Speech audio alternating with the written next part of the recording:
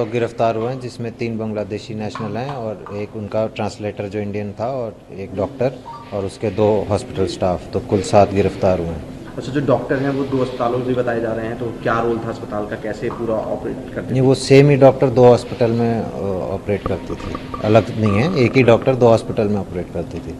और अस्पताल की कोई भूमिका अभी तक? अभी तक कुछ नहीं है जी, अभी इसमें जांच चल रही है, उसके बाद देखा जाएगा।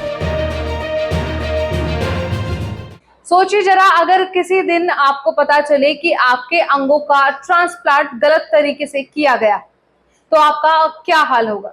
एक डॉक्टर जो आपकी जिंदगी को संजीवनी देने का वादा करता है, खुद ही अंगों की तस्करी में लिप्त हो सकता है। गैंग ने बांग्लादेशी मरीजों के अंगों को काला धंधा बना डाला और भारत में उनके ट्रांसप्लांट कर दिए।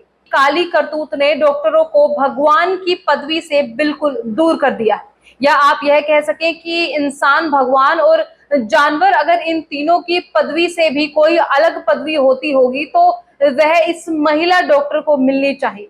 इतना घिनौना काम इन्होंने किया है।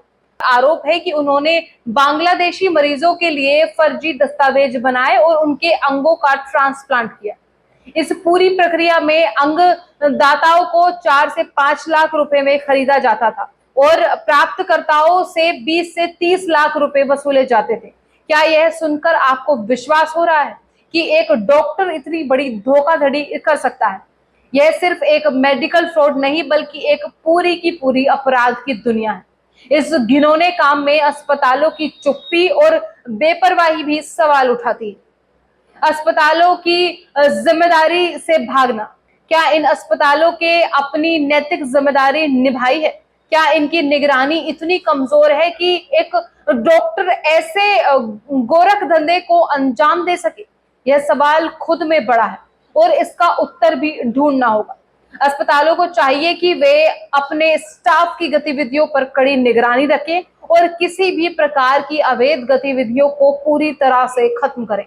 क्या कोई अस्पताल अपने डॉक्टरों की गतिविधियों पर नजर रखने में नाकामयाब हो सकता है? सोचिए, क्या आप अपनी जिंदगी की सुरक्षा के लिए पूरी तरह से आश्वस्त हैं? अगर आपकी आंखों के सामने आपका अंग बिना आपकी अनुमति के बदल दिया जाए तो क्या होगा? यह घटना हमारे सामने एक गंभीर चेतावनी है, जिससे हमें यह समझना होगा कि हमें अपने स्वास्थ्य की सुरक्षा के प्रति और अधिक सतर्क रहना होगा। क्या आप जानते हैं कि ऐसे काले धंधे केवल आपके अंगों को ही नहीं, बल्कि आपकी जिंदगी को भी खतरे में डाल सकते हैं।